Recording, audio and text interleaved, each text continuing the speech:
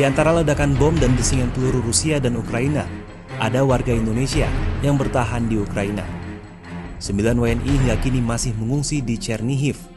Mereka berlindung di ruang bawah tanah bersama 30 warga lokal, termasuk anak-anak untuk menghindari serangan Rusia ke Ukraina. Ada juga Dedi Irawan, WNI yang bekerja di pabrik karavan plastik di pinggiran kota Chernihiv, Ukraina. Sambil mengungsi, ia memperlihatkan selongsong rudal Rusia yang menghantam pabrik tempat ia bekerja pada Sabtu 12 Maret 2022. Sementara itu WNI yang sudah berada di Indonesia masih dibayangi trauma akibat kengerian perang. Kembali ke Indonesia pada 3 Maret 2022, Erna Herlina yang bekerja sebagai koordinator fungsi penerangan sosial, budaya, dan kepala kanselarasi KBRI Kiev mudah terkejut. Sampai sekarang ia masih sulit percaya perang benar-benar meletus. Padahal ia ikut terlibat menyusun rencana evakuasi WNI dari Kiev. Ya, waktu kejadian kan tiap serangan itu biasa terjadi sekitar subuh ya, pagi-pagi jam 2, jam 3 tuh kita dengar suara ledakan. Waktu itu saya mendengarnya oke, ada ledakan lagi. Gimana nih WNI yang ke bunker atau bagaimana menenangkan mereka? Waktu itu kepikiran cuma itu aja. Kalau sekarang saya dengar suara ada yang bikin kaget dikit, saya langsung nengok gitu. Mereka banyak spa terapis yang karena ini mendadak sekali ya, mereka belum terima gaji. Jadi mereka hanya membawa pakaian di badan, belum terima gaji, belum pegang uang gitu kan. Selain Erna Herlina, ada Donna Poltatseva yang sedih dan trauma sepekan terakhir. Perang Rusia-Ukraina memaksanya meninggalkan negara yang pernah dipilihnya menjadi tempat tinggal. Keluarganya pun terpaksa terpisah. Yang pertama sih yang saya lihat anak saya sendiri sih Pak.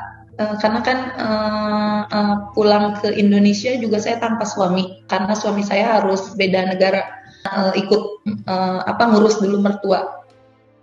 Tuh, jadi kemarin sempat dibawa mertua, jadi ngurus dulu mertua. Sekarang di negara lain. Kebetulan perginya ke Spanyol. Nah sekarang saya di Indonesia sama anak saya, jadi saya yang dilihat itu anak saya aja. Gimana untuk tidak mengurangi rasa trauma dan keingetan laginya itu, saya paling lihat anak saya. Saya tahu bahwa kalau tidak saya yang sehat gitu ya, gimana nasib anak saya gitu. Makanya itu sih motivasi saya untuk bisa nggak terlalu nggak terlalu trauma atau berlama-lama dalam keburukan ini gitu.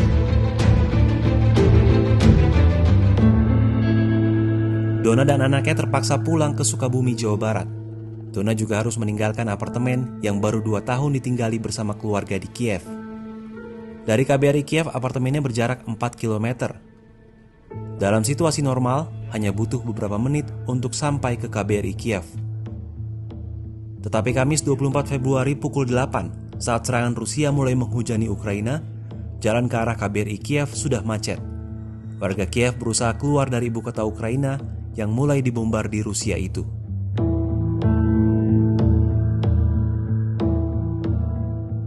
Akhirnya mereka tiba di KBRI Kiev dan berlindung di sana sampai 28 Februari. Setelah itu proses evakuasi keluar Ukraina mulai dilakukan. Warga Indonesia diminta membawa sesedikit mungkin barang, dokumen identitas, dan obat-obatan pribadi menjadi prioritas. Sisanya tidak dianjurkan dibawa. Kini, WNI yang punya pertalian hubungan dengan Ukraina berharap perdamaian kembali menyelimuti negara di Eropa Timur itu. Mereka mendambakan kehidupan yang kembali normal seperti sedia kala. Harapan ini juga yang disematkan warga lokal Ukraina dan warga dunia pada umumnya.